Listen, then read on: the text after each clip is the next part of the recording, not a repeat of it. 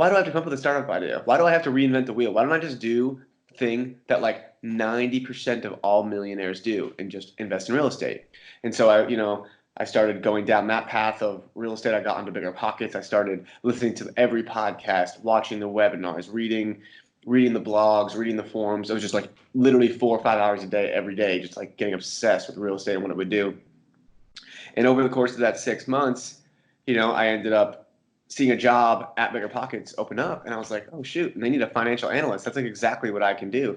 So I applied for the job, and because of my passion for Bigger Pockets, they went ahead and hired me for that position.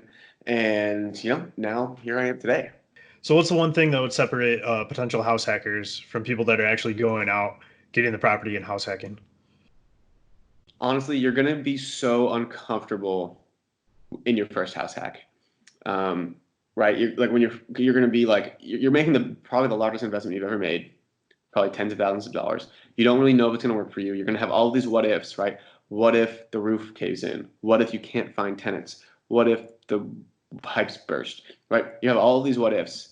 But I challenge people to maybe think of the opposite of that and think about like the what if nots, right? Like what if you don't house hack, right? Now you're going to be stuck working for 40 years, or you're never going to actually real estate invest because you're too scared. So like embrace that uncomfortability and realize that turning in your stomach, that like really nervous feeling you get is just growth, right? That's what growth is. And very soon after you do that first one, you'll be very comfortable and you'll be slinging offers left and right. So just that's part of the process, that uncomfortability. So just embrace it and be ready for it, and then be ready to continue to move on. That's great advice, because there's a huge opportunity cost there. And also, like, one of my favorite things to point out about house hacking is you have to pay rent somewhere anyways, right? So Yep. why not do it in a house hack? You're probably going to find renters. You maybe might have some vacancy, but for the most part, you're going to be saving money overall. There's a lot of people doing it. That's right. Totally. Yeah. One thing I actually want to add to is that's just been like weighing on me because this might just be a frustrating point for me right now. But again, I represent a lot of people in Denver, and a lot of them are just a lot of people that I've experienced. A lot of my clients are really looking for this like home run of a deal when you house hack. You don't need a home run deal when you house hack. You need to get into a house hack, right?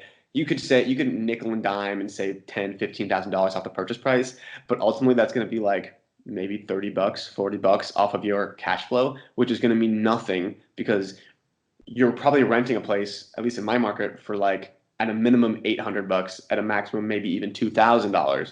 It's more important that you're going to save those $800 to $2,000 a month as quickly as possible than it is saving $50 a month on trying to get a deal for 15 grand less, right? And you don't get that built-in equity right away if you get that 15 grand less, but you're going to be waiting a lot longer to find a deal. It's probably going to take you an extra 6 months to save that 10 or 15 grand, and it has based on my client experience. And one of the most powerful parts about house hacking is that you do it every year on the year, right? And so if you're waiting 6 months to try to find the best deal all the time, right, then you've got a problem, right? Because you're only going to be able to do 5 house hacks in 10 years instead of 10 house hacks in 10 years. And this works for any time period. If you don't want a house hack for 10 years, just shorten it for 5. But I'm running out the numbers now, and there's going to be a blog post coming out about this.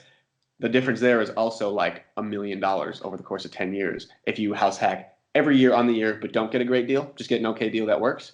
Or if you do every 18 months, get a house hack, but you get the best deal you possibly can, 10, 15 grand off the purchase price. So again, it's best just get in, get started, and get moving than it is to like find this home run of a deal.